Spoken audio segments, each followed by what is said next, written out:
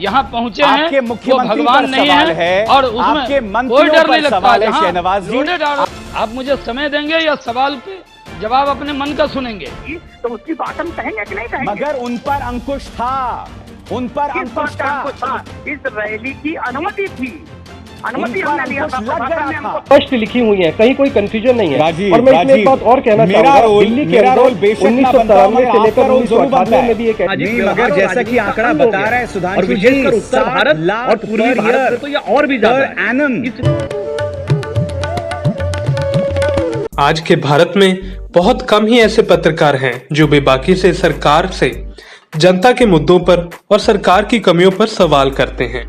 आज हम बात कर रहे हैं ऐसे ही एक पत्रकार के बारे में, जो कि हैं वरिष्ठ पत्रकार अभिसार शर्मा। अभिसार अपने रिपोर्ट के जरिए सत्ता में बैठी सरकार से आज भी तीखे सवाल करते हैं, पर हम उनकी कुछ डिबेट्स का जिक्र करेंगे जब वे एबीपी न्यूज पर पत्रकारिता करते थे तब की। आज हम उनकी वो डिबेट्स का जिक्र कर रहे हैं जब अभिसार ने बीजेपी नेताओं से तीखे सवाल किए हों। एबीपी न्यूज पर घोटालों को लेकर मोदी की चुप्पी पर डिबेट हुई। इस डिबेट में एंकर अभिसार ने बीजेपी नेता शहनवाज हुसैन से कुछ सवाल किए। शहनवाज बात को इधर उधर घुमाने लगे। अभिसार ने ऐसा होता देख एक सवाल किया जिससे शहनवाज परेशान दिखाई दिए। आपको अब तक नहीं लगता कि जब सरकार अपनी विश्वसनीयता का संकट का एक सामना कर रही है, एक बहुत जबरदस्त क्रेडिबिलिटी क्राइसिस सामने दिख रहा है, प्रधानमंत्री तब भी मौन है? क्या वजह है इसकी?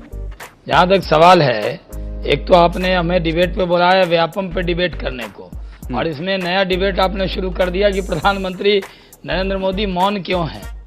जहाँ पे उनको बोलना है वहाँ वो बोलते हैं। हाँ, बहुत अच्छी बात कही आपने शहनवाज जी कि जहाँ पर उन्हें बोलना होता है वहाँ वो बोलते हैं। बहुत अच्छी बात कही आपने। को क्या नहीं, उनके नाम पर मंदिर नहीं बनना चाहिए। आलोचना को आपको डर नहीं लगता? जहाँ 45 मौतें हो चुकी हैं, यहाँ पहुँचे हैं, आपके मुख्यमंत्री पर सवाल है और आपके मंत्रियों पर सवाल है। शहनवाज जी, आपको नहीं लगता कि प्रधानमंत्री को कुछ बोलना चाहिए? आप लोडेड क्वेश्चन करेंगे उससे डर नहीं लगता? आप मुझे समय देंगे या सवाल पे जवाब अपने मन का सुनेंगे? यानी सवाल भी आपका, जवाब भी आपका अपना होगा। तो आप मेरे सवाल का जवाब दीजिए ना, मैं आपसे क्या कह रहा हूँ। योगी आदित्यनाथ की रैली के मुद्दे पर एबीपी न्यूज पर ही डिबेट हुई। अभिसार ने रैली में योगी द्वारा कम्युनल एंगल लाने और चुनाव आयोग की उल्लंघना पर सवाल किया, जिसके जवाब में पार्टी के प्रवक्ता बात को गोलमोल करते दिखाई दिए। स्पष्ट बात है कि अगर आपने योगी आदित्यनाथ को इंचार्ज बनाया है इन उपचुनावों के लिए, तो इससे तो मंशा आपकी साफ दिखाई दे रही है। नहीं, योगी आदित्यनाथ जी अगर प्रचार कर रहे हैं तो हम चुनाव को सांप्रदायिक क्यों बनाना चाहते हैं? और आपने ही अभी भाषण सुनाया, योगी जी ने कहा कि जो जन समस्याएं हैं उन जन समस्याओं का जवाब देना पड़ेगा। सड़कों की बात अरे भाई, तो अगर उत्तर प्रदेश में सरकार कब्रिस्तान बनवा रही है तो उसकी चर्चा नहीं होगी। तो जब चुनाव आयोग उन्हें दोषी एक तरह से मान चुका है, तो उसकी बात हम कहेंगे कि नहीं कहेंगे? मगर उन पर अंकुश था। विजय बहादुर पाठक साहब, इस बड़ी बात को आप कैसे भूल रहे हैं? उन पर अंकुश था। इस रैली की अनुमति थी, अनुमति हमने लिया था, लग गया था। योगी आदित्यनाथ को इजाजत नहीं थी लखनऊ में कोई रैली करने की, इजाजत नहीं थी। को लखनऊ में रैली नहीं करने की कोई इजाजत का पत्र हमारे पास नहीं था। नहीं, हद हो गई है बिल्कुल विजय बहादुर पाठक साहब। जो चीज सामने है, जो चीज रिकॉर्ड पे है। केजरीवाल और एलजी विवाद पर एबीपी न्यूज पर डिबेट हुई। इस डिबेट में अभिसार ने बीजेपी नेता से कुछ सवाल किए। बीजेपी नेता इसमें केजरीवाल सरकार पर दोष लगाने लगे, जिसके बाद अभिसार ने उनको अपनी पार्टी की कमियों को ना देखने पर टोका। एंटी करप्शन ब्यूरो ना होकर सर्कस बन गया है। वाकई अपने आप में इतनी हास्यास्पद स्थिति है। इसकी क्या भूमिका होनी चाहिए थी, अब क्या हो रही है, जिस तरह से लड़ाई हो रही है, इस तरह की लड़ाई तो सास बहू को की जो सीरियल्स होते हैं उसे शर्मिंदा कर दें। हम संविधान का पालन करें, हर संस्था संविधान का पालन करे, और संविधान में सब चीजें स्पष्ट लिखी हुई हैं, कहीं कोई कंफ्यूजन नहीं है। और मैं इसमें एक बात और कहना चाहूंगा, दिल्ली के अंदर 1997 से लेकर 1998 में भी एक ऐसी मौका था मामला जब दिल्ली में सरकार भाजपा की थी, ऊपर सरकार क्षेत्र को लेकर है। जी, एसीबी किसके अंडर आए? एलजी जो कि केंद्र सरकार के नुमाइंदे हैं, या फिर केजरीवाल सरकार? लड़ाई दरअसल उसको लेकर है। ये लोग इमेच्योरिटी से काम कर रहे हैं, कंट्रोवर्सी कर रहे हैं, इनके पास बहुत सारा काम करने को है। आप पर भी लग सकता है, लेकिन यानी कि मोदी सरकार पर भी लग सकता है कि आप संवाद नहीं कर रहे हैं केजरीवाल सरकार से, और मकसद यही है कि मामला जितना ज्यादा सुलगे वही होता रहा। संवाद तो आपकी तरफ से भी नहीं है। सांसदों की सैलरी के मुद्दे पर एबीपी न्यूज पर डिबेट में एंकर ने बीजेपी नेता से उनकी सैलरी और फिजूल खर्ची पर कुछ सवाल किए, जिसका बीजेपी नेता ने ठीक से उत्तर ना दिया, जिस पर अभिसार ने उन्हें सही से बताने को कहा। सुधांशु त्रिवेदी, मैं आपको एक आंकड़ा कोट करना चाहूंगा पिछली लोकसभा का। आप जानते हैं पिछली लोकसभा में कुल घंटे जो काम हुआ वो हुआ 1344 घंटे और वेस्ट हुआ, बर्बाद किए गए 890 घंटे, यानी कि करीब जितना काम हुआ उसका 70% वेस्ट भी हुआ। दिल्ली के प्राइम टाइम जगह पर आपका फ्लैट है, मकान है, 2.5 लाख जिसका पर महीने का है, तो कुल 60 लाख तो आपको सालाना मिल रहा है। तो ये जायज है सुधांशु जी?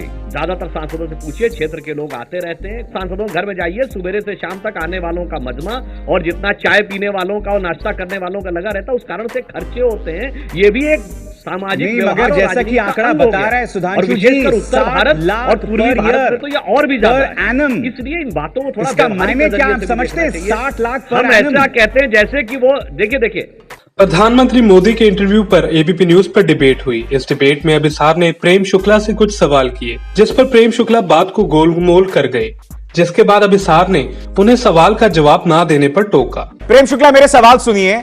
मैं क्यों ना मानूं कि यह भाषण पूर्णतः सियासी था। देखिए, संतोष पाटिल कर्नाटक से चुनाव सवाल पूछते हैं कि आप पर बासवेश्वर जी का क्या असर रहा है, और इत्तेफाक देखिए 12 मई को कर्नाटक में चुनाव है, तो ये तो पूरी तरह से प्लांट किया गया था। जात तोड़ने का असर रहा है, पूरा असर है। देखिए, बिल्कुल प्लांट नहीं था, प्रधानमंत्री जी का नेचुरल भाषण था।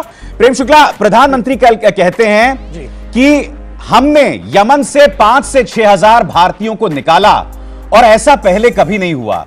जिस तरह से सुविधाएं दी गई, मुझे पता है वही तो बात है प्रेम, वही तो बात है कि पहले भी ऐसा हुआ माहौल था, जिस तरह से 1,75,000 भारतीयों को निकाला गया। प्रधानमंत्री से क्यों भूल गए प्रेम शुक्ला? विदेश मंत्रालय, मगर आपने मेरे सवाल का जवाब नहीं दिया। हर भारतीय आपने मेरे सवाल का जवाब नहीं दिया प्रेम शुक्ला कि 1990 में एयर इंडिया वर्ल्ड रिकॉर्ड्स में आ गया था।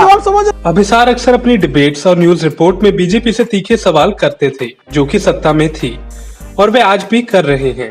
अगर न्यूज लॉन्ड्री की एक रिपोर्ट की बात माने तो अभिसार शर्मा की एक रिपोर्ट की वजह से ही उन्हें नौकरी से हटाया गया।